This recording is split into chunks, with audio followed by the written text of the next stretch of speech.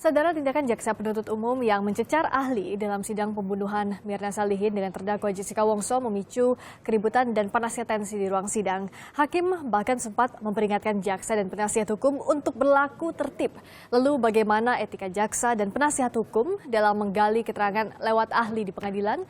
Sore ini kami sudah bersama dengan anggota Komisi Kejaksaan Ferdinand Andi Lolo. Selamat sore Pak Ferdinand. Selamat sore. Dan juga kami sudah terhubung dengan penasihat dari terdakwa Jessica Wongso, penasihat hukum Otto Hasibuan. Selamat petang Pak Otto. Selamat petang. Pak Otto dengan Friska di sini. Oh iya, mana Friska? Ya, Pak Otto melihatnya kemarin di ruang sidang begitu panas tensinya, begitu tinggi tensinya. Semakin lama, semakin malam, semakin tensi karena ada juga debat antara jaksa penuntut umum dan penasihat hukum. Apa yang Pak Otto lihat? Ya, ini bunga-bunga persidangan aja ini ya. Biasa-biasa saja. Saya hanya mencoba untuk memberikan pembelajaran contoh kepada masyarakat bahwa sebenarnya mengintimidasi cara-cara yang menekan ahli itu nggak boleh, ya kan? Kan ini bukan sama Orde Baru lagi kan, kita kan udah zaman kemerdekaan, ya kan? Udah zaman baru gitu loh. Jadi mestinya kalau mau memeriksa seorang ahli, ya dengan ilmu lah kan gitu. Okay. Saya juga waktu memeriksa saksi mereka, kan apapun mereka saksinya ngomong, saya tetap baik-baik saja. Gitu. Jadi kalau ada ahli yang berbeda pendapat dengan kita, ya kan, maka kita tidak boleh menekan supaya perbedaan pendapat itu harus jadi satu. Justru perbedaan pendapat itulah nanti yang disampaikan kepada hakim nanti memutus. Jadi tidak ada masalah. Gitu. Oke. Nah, kalau dari sisi Komisi Kejaksaan, Pak Ferdinand melihatnya kemarin cecaran jaksa penuntut umum masuknya sudah kategori intimidasi terhadap ahli atau tidak? Saya tidak akan langsung menjawab seperti itu. Kita harus melihat gambaran besarnya dulu ya. Pertama itu di dalam suatu persidangan itu harus ada 3 hal yang harus diperhatikan. Pertama itu adalah aturan-aturan persidangan, prosedur-prosedur persidangan, kemudian juga substansi dari persidangan itu, dan yang ketiga yang sama pentingnya itu adalah apa yang kita namakan etika. Karena di dalam persidangan itu adalah kumpulan-kumpulan orang yang terpelajar, dan harus dilakukan dengan cara-cara yang elegan begitu loh. Jadi harus dilaksanakan ya. Boleh suasana panas, boleh kemudian kita berbeda pendapat dengan tajam, tetapi caranya itu tetap harus ada yang namanya sopan santun. Oke. Koridornya sudah wajar atau tidak sidang kemarin? Artinya masih wajar atau tidak? Koridornya? Ya. Oke. Koridornya kalau saya lihat, saya sependapat dengan apa yang disampaikan oleh Pak Otto ya. Jaksa agak sedikit berlebihan. Jaksa agak sedikit berlebihan di situ.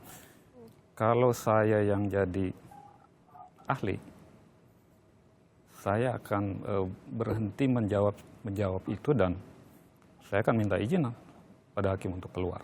Oke.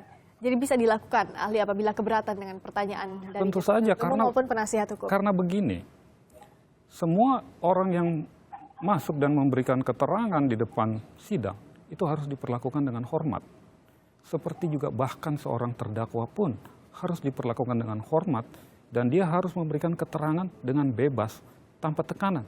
Apalagi ini seorang ahli, tentu juga harus dia diperlakukan dengan layak. Tidak terserah apakah itu ahli dari jaksa, dari penuntut umum, apakah itu ahli dari penasihat hukum. Semua pihak harus menghormati ahli. Kalau Pak Otto melihatnya, kemarin pertanyaan dari jaksa penuntut umum, cara bertanya yang disampaikan, apakah masih dalam koridor yang layak atau sudah di luar batas, Pak Otto? Saya kira sudah sulit ditolerir ya. Saya kan coba Anda lihat, 11 kali sidang saya kan nggak pernah marah-marah ya kan. Tapi kalau seorang ahli ini kita harus begini ya, melihat orang ahli itu, jangan kita pikir ini ahlinya pengacara, ahlinya orang lain, ahlinya jaksa dan sebagainya. Ketika dia masuk di sana, dia ada ahli yang memberikan keterangan secara independen. Dan dia hadir di sana itu bukan untuk memberikan keterangan yang menguntungkan saya atau menguntungkan pihak jaksa. Tapi dia memberikan pendapat sesuai dengan keahliannya, yang untuk bisa membuat terangnya suatu perkara, dan itu nanti untuk disampaikan pada hakim. Apapun yang disampaikan ahli itu kan tergantung hakim juga nanti yang memutuskannya kan, diterima atau tidak. Kesaksian itu, keahliannya itu adalah tergantung daripada hakim. Jadi kita tidak perlu harus ada potot-pototan terhadap perbedaan pendapat. Jadi saya hanya menghimbau memang, ya kan, ini kan ditonton oleh jutaan orang kan, di dalam dan di luar negeri. Nah, kalau terlihat seperti itu dalam bertanya kepada ahli, siapa lagi ahli mau yang pintar-pintar, yang jujur, yang mau bersaksi di pengadilan. Nah, kalau tidak ahli yang mau datang, berarti kan nanti pengadilan yang kesulitan gitu loh. Nah, Pak Oto, selain dari Pak Oto yang merasa kemarin pertanyaan jaksa penuntut umum berlebihan, tapi sebelumnya juga pada saat ahli dari jaksa penuntut umum, ya, antara lain Profesor Roniti Baskara dan Profesor Sarlito sempat panas juga saat pengacara menanyakan kepada ahli. Nah, apa yang Pak Oto lihat? Apakah sama situasinya dengan waktu itu? Beda, kalau panas dalam arti berdebat itu kan bagus kan, artinya pertanyaan-pertanyaan bermutu, ditanya, dijawab, ditanya, dijawab, itu kan bagus kan, manis kan begitu kan. Tapi kalau ini kan membentak-bentak gitu loh kan. Nah, jadi kalau kita kalau seakan-akan tidak ada bahan gitu loh kan. Dan kelihatannya, coba lihat ya, saya tidak menuduh ya, tapi coba lihat. Marahnya mereka itu bersama-sama loh sekaligus gitu loh, tim kejaksaannya gitu loh. Jadi saya juga nggak tahu gitu, kenapa harus begitu gitu. Padahal dari awal kan kita baik-baik nanya, ya kan. Dia tanya, tugas-tugasnya kita kasih. Padahal sebenarnya kalau menurut jadwal persidangan kan dia hanya dikasih tinggal 5 menit lagi waktunya kan. Kan dari awal kan sudah dibilang, jatah masing-masing 1,5 jam. Dia sudah ambil jatah dari 2 jam. Saya diam saja gitu loh. Karena saya pikir ya sudahlah, kalau memang itu perlu buat jaksa, silakan gitu ya.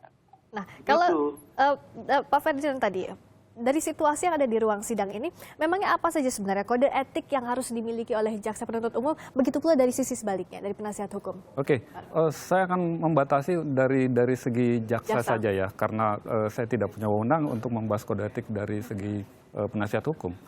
Itu ada peraturan Jaksa Agung mengenai Code of Conduct, jadi aturan tata perilaku. Itu peraturan Jaksa Agung nomor 12, peraturan Jaksa Agung nomor 14 tahun 2012. Ada beberapa hal yang harus diperhatikan ketika jaksa sedang melaksanakan tugasnya, termasuk juga di dalam persidangan. Pertama itu dia harus memperhatikan norma-norma kesusilaan, norma keagamaan, dan norma kesopanan. Jadi kemudian kalau ada pertanyaan, apa ukuran norma kesopanan? Norma kesopanan itulah ukurannya adalah apa yang diterima oleh masyarakat sebagai suatu kesopanan. Kemudian yang kedua lagi itu adalah seorang jaksa ketika menjalankan tugasnya, dia terikat kepada doktrin trikrama adiaksa. Salah satu doktrin trikrama adiaksa itu yang dalam bahasa Sanskerta adalah wicaksana, artinya bijaksana. Artinya ketika dia menjalankan tugas, dia harus melakukan dengan bijaksana. Dan hal yang ketiga yang diatur dalam kode tata perilaku itu adalah jaksa tidak boleh melakukan penekanan, baik secara fisik dan secara psikis. Itu pun diatur juga di dalam KUHP. Siapapun yang memberikan keterangan harus memberikan keterangan dengan merdeka tanpa adanya tekanan.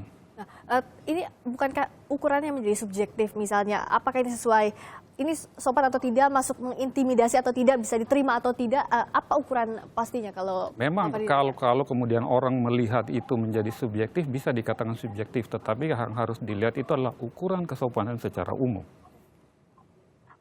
Begini saja, tadi saya sudah sampaikan, ketika saya duduk sebagai kalau saya dalam posisi sebagai ahli, kalau menurut ukuran saya, itu adalah saya akan mendapat perlakuan yang hormat sesuai dengan harkat martabat saya. Bisa ditegur atau tidak?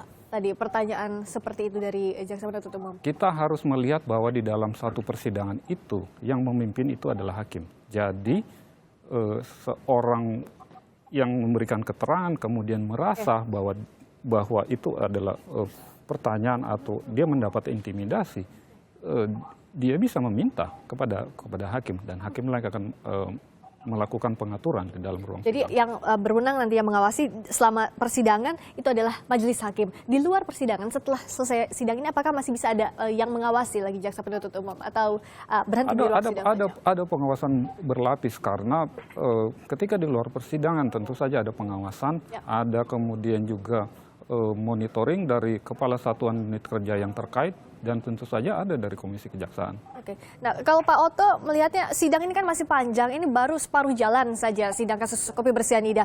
Kemarin bukan hanya jaksa penuntut umum yang tensinya naik, tapi juga Pak Oto kami melihat juga ikut panas tensinya di ruang sidang. Nah, untuk sidang berikutnya apa yang bisa jadi antisipasi agar masih bisa terkontrol emosinya di ruang sidang, Pak Oto?